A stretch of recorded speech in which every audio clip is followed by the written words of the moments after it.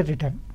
అయితే జనరల్‌గా ఎలాంటి మిస్టేక్స్‌ని కరెక్ట్ చేసుకోవచ్చు అంటారు దీని ద్వారా? మీరు ఈ మధ్య చూస్తారు మీరు సాఫ్ట్‌వేర్ ఎంప్లాయీస్ రాంగ్ క్లెయిమ్ చేశారు. కొన్ని గవర్నమెంట్ ఎంప్లాయీస్ కానీ కొన్ని ఎంప్లాయీస్ కూడా రాంగ్ క్లెయిమ్ చేశారు. ఇన్సూరెన్స్‌లు కానీ హెల్త్ ఇన్సూరెన్స్‌ని కానీ హౌస్ రెంటల్ అనేది రాంగ్ క్లెయిమ్ చేశారు అని చెప్పన్నారు.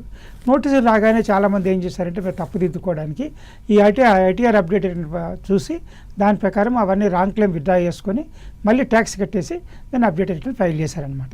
అంటే బై మిస్టేక్ ఎవరైనా బై మిస్టేక్ తప్పు చేయడం కానీ తప్పు అన్వయించుకోవడం కానీ అండర్ రిపోర్టింగ్ ఆఫ్ ఇన్కమ్ కానీ రాంగ్ క్లెయిమ్ కానీ చేసినప్పుడు అలాంటి వాళ్ళు తప్పుదిద్దుకునే అవకాశం ఇవ్వడం జరిగింది ఈ అప్డేట్ రిటర్న్ వల్ల. ఓకే. అయితే ఇది విత్డ్రాల్స్ కానీ లేదా రిఫండ్స్ మరి రీఫండ్స్ రావాల్సినటువంటి వాళ్ళు దీన్ని యూజ్ చేసుకోవచ్చు అంటారండి? లేదు, రిఫండ్ రావాల్సిన వాళ్ళు ఇంతకుముందు ఫైల్ చేయలేదు, వాళ్ళకి రీఫండ్ రావాలి. అలాంటి వాళ్ళకు ఈ ఐటీఆర్ అప్డేట్ చేయడం వల్ల అవకాశం లేదు. అలాంటి వాళ్ళు ఏం చేయాలంటే ఇన్కమ్ ట్యాక్స్ డిపార్ట్మెంట్లో చీఫ్ కమిషనర్కి ఒక అప్లికేషన్ పెట్టుకోవాలి.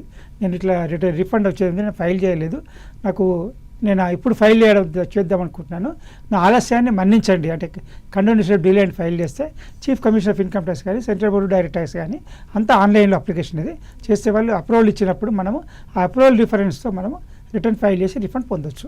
కానీ రిఫండ్ ఫైల్ చేయడానికి అప్డేట్ చేయడం ద్వారా రిఫండ్ పొందడానికి అవకాశం లేదు. ఇలా రిటర్న్ ఫైల్ చేసినప్పుడు ఏదైనా పెనాల్టీ పే చేయాల్సి ఉంటుందా అండి? అప్డేట్ ఫైల్ చేసినప్పుడు పెనాల్టీ ఏం లేదు.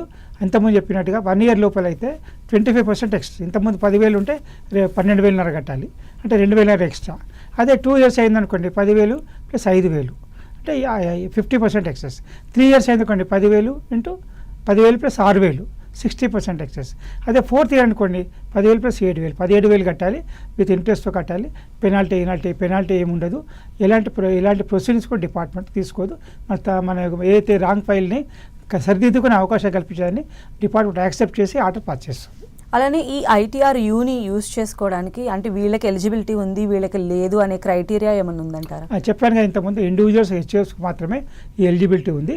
మిగతా వాళ్ళు ఆడిట్ కేసెస్ కానీ రేడ్ అయిన కేసులు ఉంటాయి చూడండి, అలాంటి వాళ్ళకి కానీ మళ్ళీ కొన్ని ఈ కేసులు ఉంటాయి మనకు బినామీ ప్రాపర్టీస్ కానీ లేకపోతే బ్లాక్ మనీ యాక్ట్ అంటారు, ఇలాంటి కేసులు ఎవరు ఉంటాయి అలాంటి వాళ్ళకు మళ్ళీ ప్రొసీడింగ్స్ ఉంటాయి కొన్ని కరప్షన్ కేసెస్ కానీ ఇల్లీగల్ యాక్టివిటీస్ కానీ అలాంటి ప్రొసీడింగ్స్ ఉన్న వాళ్ళకి మాత్రమే ఐటీఆర్ అప్డేటెడ్ రిటర్న్ ఫైల్ చేసే అవకాశం లేదు. అలాంటి అవకాశం లేదు. దానివల్ల ఫైల్ చేసినా కానీ దానివల్ల ఎలాంటి ప్రయోజనం ఉండదు. రీసెంట్ మన సుప్రీంకోర్టు జడ్జిమెంట్ కూడా చూసాము, ట్యాక్స్ కట్టినంత మాత్రాన చట్ట వ్యతిరేక చర్య చట్టబద్ధం కాదు. కాబట్టి ట్యాక్స్ కట్టడం వేరు, చట్టబద్ధం వేరు. ట్యాక్స్ కట్టినంత మాత్రాన చట్టబద్ధత రాదు అని సుప్రీంకోర్టు ఈ మధ్య క్లారిఫికేషన్ ఇవ్వడం జరిగింది. అలానే